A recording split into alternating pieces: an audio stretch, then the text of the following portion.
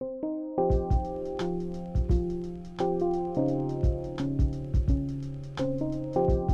cette séquence de Memories of Murder, les trois policiers principaux de l'intrigue, Park Do-man, Cho Yong-ko et So Tae-yeon, sont présentés. Ils interrogent Baek Kwang-ho, un jeune homme neuroatypique suspecté d'être l'auteur des meurtres abominables au cœur de l'intrigue. La séquence s'efforce de présenter systématiquement tous les personnages à l'image. C'est le cadre qui exprime les rapports de force.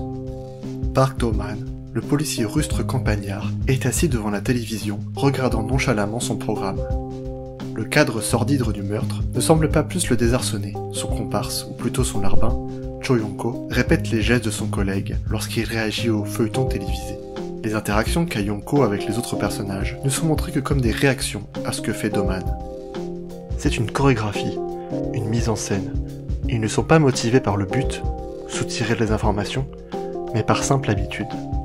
Les policiers coréens apprennent à mener des interrogatoires. Lors des interrogatoires, la plupart des enquêteurs coréens suivent leurs intuitions et apprennent les techniques d'interrogatoire de leurs collègues ou seniors. Récemment, de nombreux policiers ont commencé à assister à des formations, des ateliers ou des séminaires sur la technique RAID impliquant 140 heures de leur temps pendant 4 semaines. Cependant, certains problèmes potentiels. Premièrement, seuls quelques enquêteurs coréens avaient participé à certains programmes éducatifs sur l'interrogatoire. Deuxièmement, la méthode d'interrogatoire la plus couramment utilisée par les officiers américains, notamment la technique RAID, a été critiquée dans le monde entier. En conséquence, même les officiers coréens formés pourraient ne pas être suffisamment préparés pour les interrogatoires. So Tae-yeon, le nouvel inspecteur muté de Séoul, la capitale, est quant à lui en arrière-plan, assis sur des marches. Lui, ne regarde pas la télévision. Plongé dans des documents, il semble les lire attentivement. La mise en scène montre la distinction entre une approche sérieuse et séoulite de Tae-yeon et celle de Do-man, pleine de certitudes mal placées. La séquence crée une interaction entre le spectateur et l'interrogatoire à travers le personnage de Tae-yeon. Dans ce plan, qui est la continuité du premier, à travers un rapide travelling, il observe d'un air biaisé et circonspect la scène tel un spectateur. Do-man présente la photographie de l'empreinte de chaussure et la dite chaussure à Kwang-ho. Le montage intercale des plans rapprochés du suspect, qui semble avoir l'esprit complètement ailleurs, et de l'inspecteur, qui se gratte la tête en plissant les yeux. Do-man a déjà tiré ses conclusions. Il réalise l'inverse de ce qui devrait être une enquête de police. Au lieu de partir des preuves, il tente de plaquer la culpabilité du suspect sur les éléments de preuve. Ils obligent psychologiquement les suspects à dire ce que les inspecteurs veulent entendre. Par exemple, en 2000, un jeune garçon coréen a coopéré avec une enquête de police, initialement en tant que témoin oculaire d'une affaire de meurtre. Mais le garçon a été par la suite faussement accusé et condamné pour le meurtre. La condamnation du garçon était basée sur sa confession, qu'il a donnée parce qu'il se sentait physiquement menacé par les inspecteurs qui ont induit sa confession.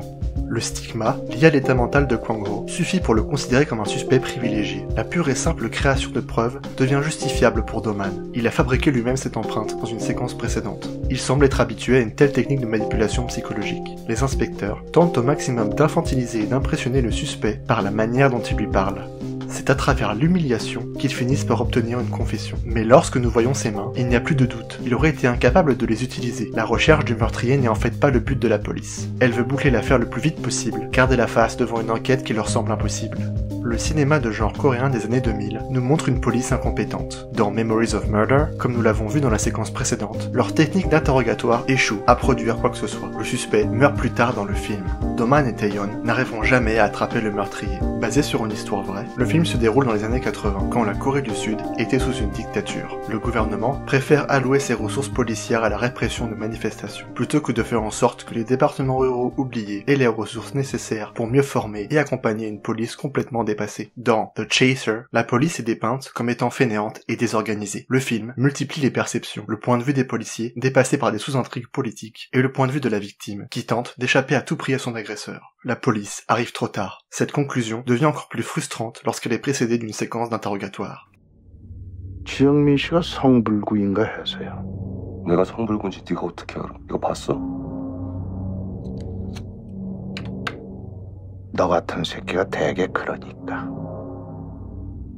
여자들을 보면은 섹스는 하고 싶은데 그러지는 못하고 그래서 여자들 정으로 죽인 거지. Pendant l'interrogatoire, la tentative vaine des enquêteurs de piéger le meurtrier avec une psychanalyse humiliante n'aboutit strictement à rien. Mais ayant tellement échoué à travailler correctement, ils ne peuvent que le laisser filer, causant la mort de sa victime. Dans No Mercy, le personnage principal fait face à un tueur manipulateur qui utilise la vanité du détective pour le mener en bateau et lui fait croire que sa fille kidnappée est toujours en vie, ce qui n'était pas le cas depuis le début.